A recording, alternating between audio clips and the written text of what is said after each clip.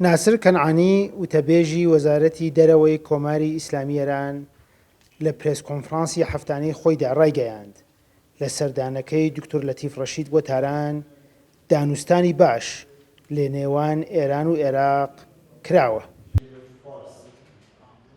وتەبێژی وەزارەتی دەرەوەی کۆماری ئیسلامی ئێران لە وەڵامی پرسیاری کورتسات نیوز سەبارەت بە دانوستانەکانی سەرۆککۆماری عێراق لەگەڵ بەرپرسانی باڵای کۆماری ئیسلامی ئێران ڕایگەیاند دانوستانی باش کراوە و کۆماری ئیسلامی ئێران هیوادارە پەیوەندیەکانی نێوان دوو وڵات بەرەو پێشچوونی زیاتر بەخۆیەوە ببینێت.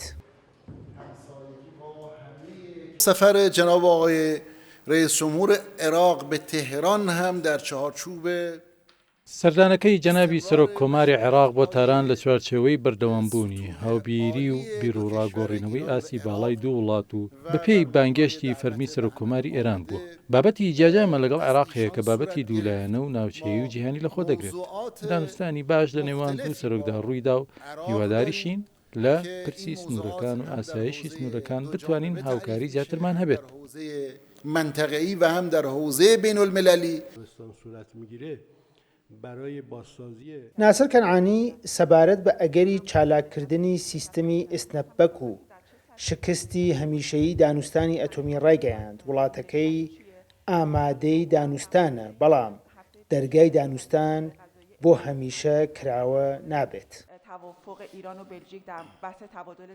مسیر دیپلماسی همچنان بازه و تبادل پیام هم ڕێگای دیپلۆماسی کراوەیە و گۆڕینەوەی پەیام و نامەش بەردەوام و ڕێگای جیاوازیشمان هەیە بۆ ئەم نامە گۆڕینەوەی. هست و فعاله.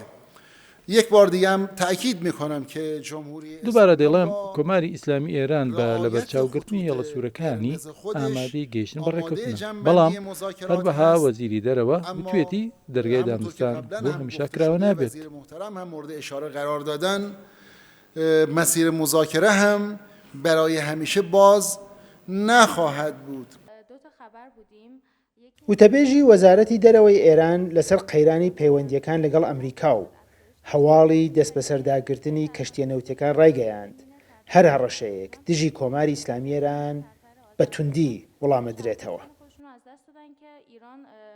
هر کجا که منافع ملی جمهوری لە هەر شوێنێک بەرژەوەندیە نیشتیمانیەکانی کۆماری ئیسلامی ئێران ڕوبەڕووی هەڕەشەی هەر لایەنێک ببێتەوە بەران بەکردەوە سلمانگوێتی و نیشانی داوە کە دەستەوەستان نابێت و کەمترین وەڵامێکە دەیداتەوە وەڵامی هاوئاست و هاوشێوەی ئەو هەڕەشەیە دەبێت.